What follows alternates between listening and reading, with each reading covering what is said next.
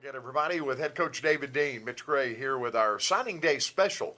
As, of course, we visit with Coach Dean after each game, and somehow fans in the South have turned signing day into a game itself. It's almost like your biggest rival or a second season, but it's the lifeblood of a football program, Coach Well, Dean. it is. It's kind of turned into a circus, so to speak, but it is. It's very important for us as coaches. It's a big day for us is getting new players into this program, guys that we have probably been talking with for over a year and trying to make the right fit into our program. And we're excited about the new guys that are joining us. I think it's a very good class. It met a lot of needs that we have. We still have some needs that we still got to look for. But for the most part, I think that this class is going to be a very strong class, and you'll hear a lot of great things out of these guys before it's all said and done. Coach, their measurables, speed, their size, their strength, et cetera, et cetera.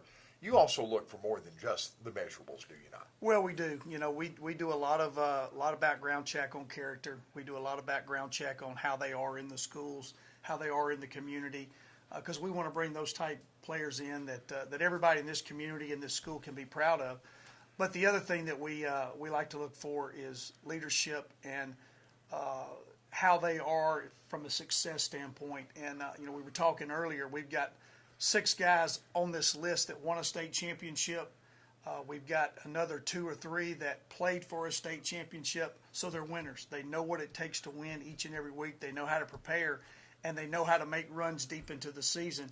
And that experience is very, very hard to come by. Coach, I know as far as the measurables go, you look, there's some size on here, some linemen, but my goodness, speed jumps out at you when you look at this list. It really does. I'm really, really impressed with our wide receiver core and what we have. We've got some big guys that we needed. We've got some smaller, quick guys that we needed. But for the most part, our wide receiver signing class is very good. It has a tremendous amount of speed. There's playmakers. There's guys that have some explosion when they get the football in their hands. And it's the same way with our running backs. We got 2 smaller running backs that we're signing that are great players. One was a 7A player of the year. And that's exciting for us because he's gonna come in here and do some great things, I think, in our offense. And all those guys fit what we do. You know, I've said it for a long time. You either have speed or you're chasing it. And we certainly don't want to be chasing anybody. We want to be out in front, and that speed's going to help us be there. You also have numbers in the secondary as well with this group. We do. That was a need that we had to have. We signed some very good corners. We signed some good rangy safeties that can come off the hash, safeties that can make hits. And really, really pleased with what we have done in the secondary. Very athletic, great speed, great cover guys. We got guys that are very good in the zone coverages and guys that can also lock up and play man-to-man. And then you got that good combination of safeties, like I said, that can cover but can also come downhill and make hits and be extra linebackers for you if you need them to be. You've had a history of that throughout your coaching career, and it is an advantage where you've got those kind of athletes that you can do more than one thing with. Well, you can. It opens the playbook a whole lot more, and it provides a lot of different looks for a team that's lining up to try to move the ball down the field. You can give them a lot of different looks. You can do a lot of different things when you got those athletes that can do a couple of different things. And that was one of our needs and one of our things that we were going to address in this recruiting class was those type guys that can provide us some to do some different things in a game plan. Every fan wants to know, no matter who you have or who you have coming back, did you sign a quarterback? You just about have to bring in 1 or 2 every year, do you not? We do. We signed 2, and believe it or not, they're both lefties, if you can believe that. And, you know, people say all the time, they give me a hard time. 2 of the national championships that I was fortunate to be a part of, I had 2 left-handed quarterbacks, so maybe I was a little bit biased when we were going after these guys this year. But we do. Brooks Norton, who is a guy that is an outstanding player. He is a coach's son, so he knows and understands the game. Throws the ball very well. He's thrown for a ton of yards over his career, makes great decisions, and also a very good runner with the football. And then Griffin Collier out of Tift County High School had an outstanding career, was a great player this year, led his team deep into the playoffs. I think they got beat by Brookwood maybe in the Final Four. Somewhere around in there. And, you know, again, he's a guy that we've had our eye on for a long time. Again, another guy that's a coach's son. And it's hard to pass on those guys that have have grown up in the coaching world and understand the game of football. And you mentioned the areas you were targeting. Even still, with football, you have to have a little something everywhere, don't you? Well, you do, and I think probably one of the things that we don't, that we didn't feel the complete need that we want is on the defensive line, but we still have a couple of more to come in, and obviously we can't talk about those until they come in, but we're really excited about who we have. We just wanted a little bit more depth, and we're going to continue to go after those guys, and probably we'll get them in later after this press conference is over. But on the other side of the ball, our offensive line, we signed 5 offensive linemen that I think are true gems. Good players can play pretty much anywhere at the FCS level.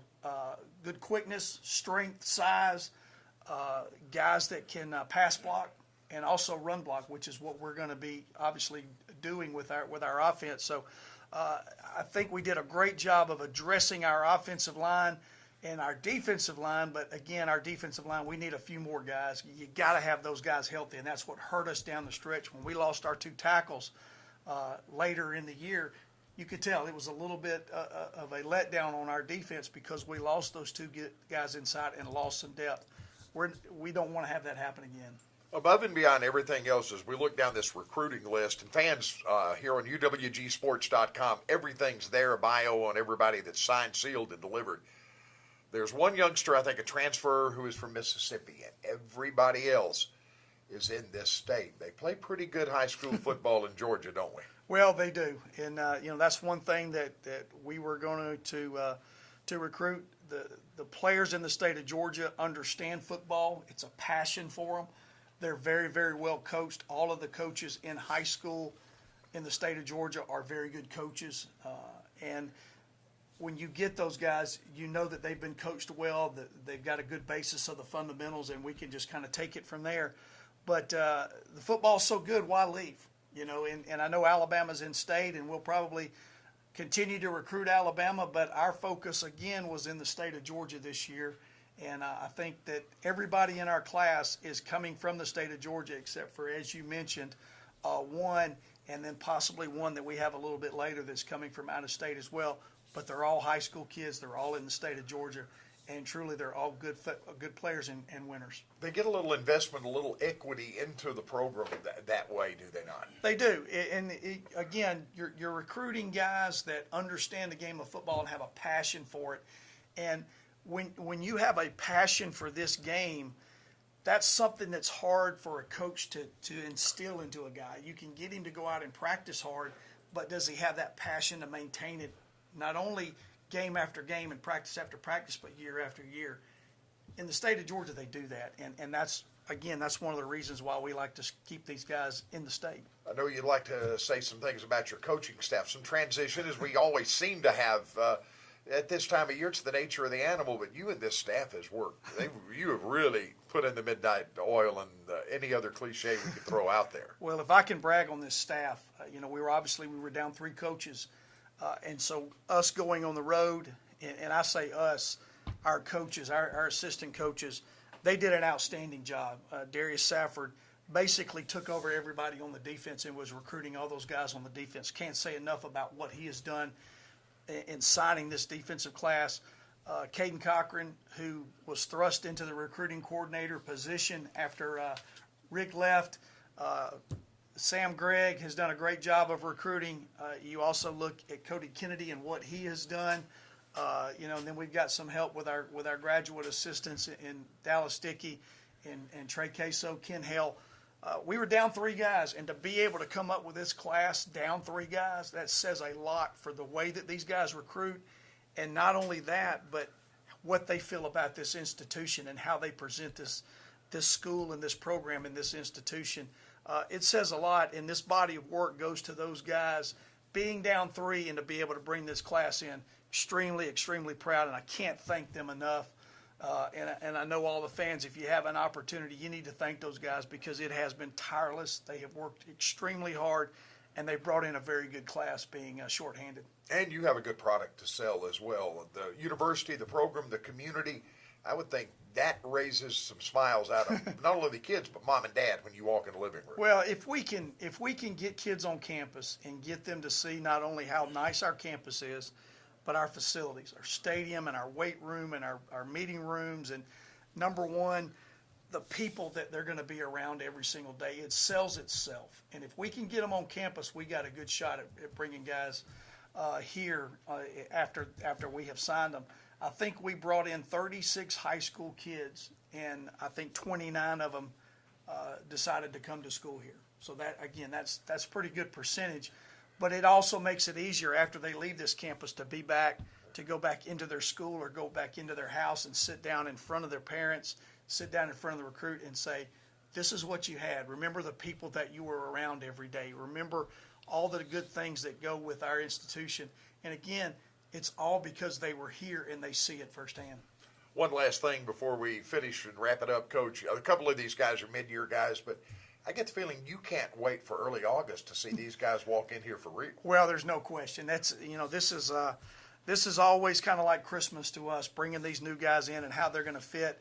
But it is, you know what you're getting, and then you open the present and you see them walk out there on the field and how they perform, and are they what you thought they were going to be. I really feel like these guys are going to be that way. So yes, I'm excited to get out into spring practice and get better at the things that we need to get better with the players that are here. But I'm also extremely excited to get these guys here in August, and let's start to form and gel and bring this family in and make a run at what we want to eventually achieve at the end of the season. So it's not all that far away. I know it's February, but they'll be here spring practice and all the things that go on with the off-season program in full swing, and then August will be here before you know it. Catawba will be here right after that. Exactly right. Thank you, Head Coach David Dean, and thank you, West Georgia Wolves fans as well.